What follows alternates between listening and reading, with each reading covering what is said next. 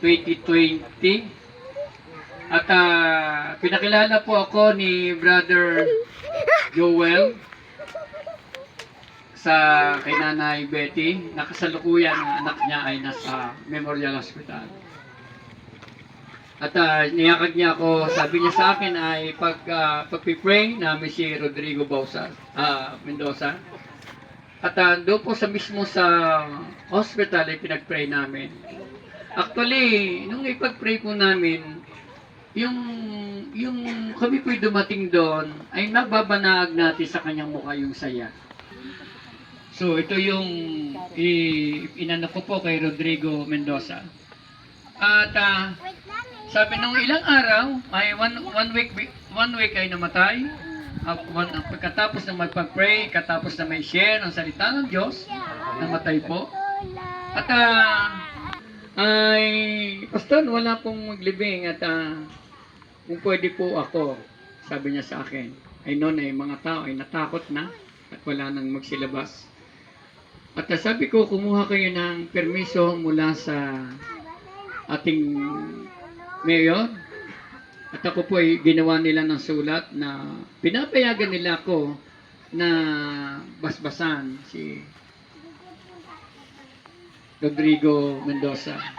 At kasan sa marami doon. Nakilala ko po yung lahat ng mga apo ni Nanay Betty na doon. At kanyang mga anak, Bianan, Manugang. So, naibahagi ko po yung kaligtasan at ako po ay mayroon ding face mask. So, kasalukuyan noon, ako'y nagsasalita, talsikan ng mga bulak sa bibig ko dahil for protection. Pero nakakatuwa ang Diyos.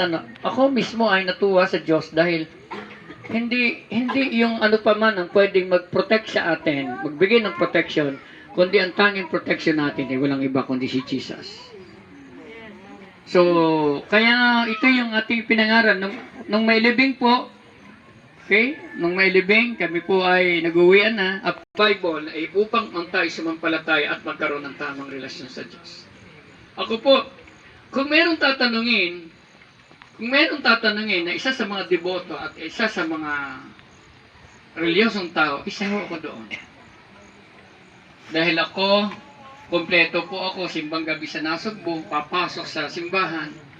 Pupunta rito Kabagyuhan, sabi ng Nanay Betty, Kabagyuhan, baha dito sa may tulay do sa ilog. Kabagyuhan, kalakasan ng ulan. Sabi ni Nanay Betty, ay hindi na pupunta kami, hindi na makakarating tuwing 2 o'clock at kami po ay napunta rito. Sabi na ni Nanay Betty, hindi na makarating sina Pastor. Kinaulang po kinabagyo na madama ninyo ang pag-ibig. At kami po ay saksi si Kuya Ito, Gelo Kuya Ito. Kuya Ito, ginabot kami dito ng baha. Mag-aalauna ng madaling araw kami nakauwi para lang. Opo, totoo yan. Binantayan kami ni Kuya Ito. Dito po sa ilog dito ay yung tulay. Hindi makadaan ng sasakyan o tricycle. Ano ho? At binantayan kami para lamang sa mga tao ng taga rito. So, hindi ho tayo pwedeng dalhin ang ating paniniwala, kundi si Jesus Christ. Ito yung patunay. Sabi ng Bible, humayo kayo at gawin yung alagad ko. Si Jesus mismo nagsasalita nito. Lahat tayo ay binigyan ng Diyos ng dakilang atas. Kung naranasan mo pag-ibig at pagpapatawad ng Diyos, tayo po ay inaatasan ng Diyos na ipahayag din ang kaligtasan sa lahat ng tao. Tama ho ba? At kahit anong lahi mo, anong lipi mo, anong paniniwala mo, mahal ka ng Diyos, nais ng Diyos na ang tao ay makarating sa kaligtasan. Sabi ng John 3:16, pakibasa po sa kanila. Ng Diyos sa sangkatauhan, kaya't ibinigay niya ang kanyang kaisa-isang anak, upang ang sinumang sumampalataya sa kanya ay hindi mapahamak, kundi magkaroon ng buhay na walang hanggan. Tama ba, Konsehala? Salamat kay Konsehala nakarating at nakasama. Alam niyo pupuntahan na nagsasalitang ito na nasa katawan ninyo, kuritin niyo yung katabi ninyo ng malakas. Ito, dalawa lang ang pupuntahan ito, patutunguhan. Alam niyo kung ano yan? Langit at impyerno. Jesus, marami pong salamat sa hapong ito.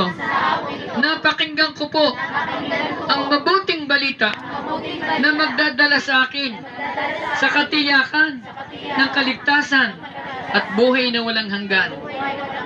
Hindi po aksidente ang pagpunta ko rito.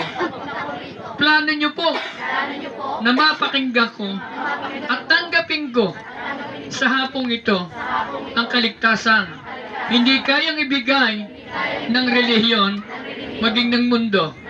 Tanging Panginoong Hesus ang makapagbibigay nito. Kaya iko'y naparito sa lupa upang ako'y tubusin, bayaran sa kasalanan ko at bigyan ng katiyakan ng buhay na ipinangako nyo. Panginoong Hesus, humihingi po ako ng tawad sa lahat kong kasalanan. Saka natin ang Panginoon. O makakaupo na tayo. Meron lang akong itatanong. Di ba? So ano yung pakiramdam ninyo ngayon? Sagot po kayo. Anong pakiramdam ninyo ngayon? Okay? Yung makakalundag na magandang pakiramdam, pwedeng lumundag. Oh. Totoo yan.